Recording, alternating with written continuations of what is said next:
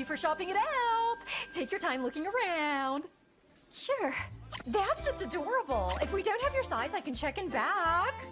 Nah, I'm just browsing.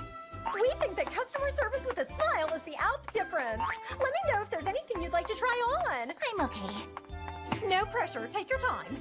No pressure, take your time. No pressure, take your time. There's no pressure, take your time. Aggretsuko is a portmanteau of the word aggressive and the name Retsuko. This show on Netflix is described as an anime musical comedy. Its main character is Retsuko, an anthropomorphic red panda who basically works in an office and gets really stressed out. Her way of dealing with that stress is by frequenting a karaoke bar after work and singing to death metal. Now, I'm not a fan of this type of music, and to be honest, I would find this show quite hard to just binge watch, as the short musical interludes would probably be enough to induce a small headache each time. But I do like the premise all the same. In fact, it has actually made me see some of the value or appeal of such music. I never really understood why people would listen to such music before, but now I have a slightly better understanding. I think when I'm stressed, I don't tend to use music as a direct remedy, and more likely listen to music when I'm already in a good mood or relaxed frame of mind. Anyway, there are some really nice elements to this show, but I don't want to spoil it too much, and I've only just started watching it anyway. It actually reminds me of a couple of shows which are not animes.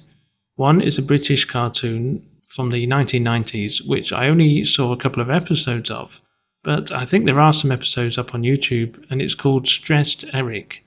I just remember this show being about a guy who goes to work and deals with people who collectively make him more and more stressed as the day goes on.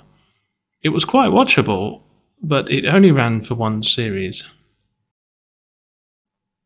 And another show it reminded me of, but I'm not exactly sure why, maybe it was the anthropomorphic element, was Duckman. Now, Duckman was an American cartoon, again from the 1990s, and again this is an adult cartoon show.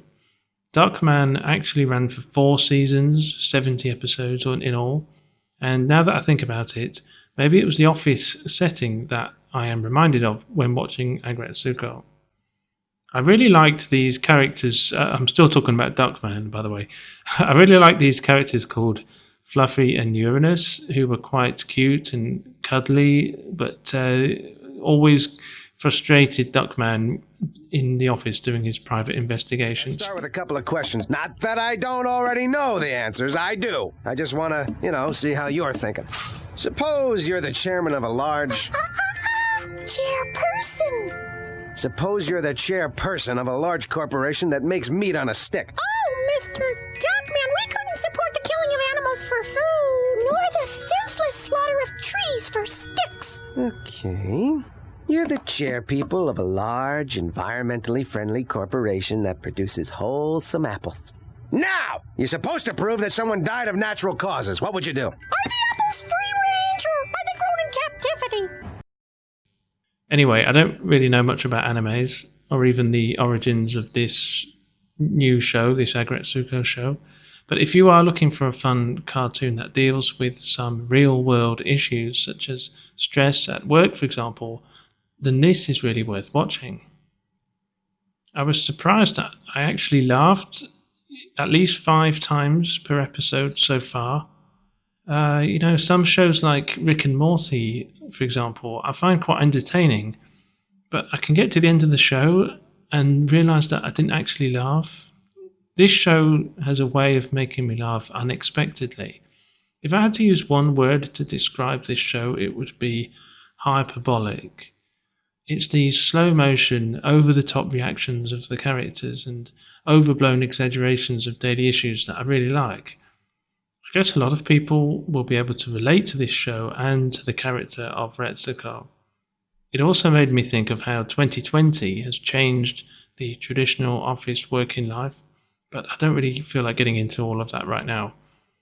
Anyway, check it out if you can and let me know if you like it too. Season 3 is coming out later this month, and it was from seeing an online trailer of Season 3 that introduced this series to me in the first place. I am rather late on finding TV programs either the show has already been and gone, or for example, Game of Thrones had already had 6 seasons before I even started watching it. So yeah, this is not a brand new series. But anyway, I'm recommending it to people who watch my channel and maybe haven't heard of it before. Catch up with you soon, maybe with another film review or TV program review soon, and see you then. Bye.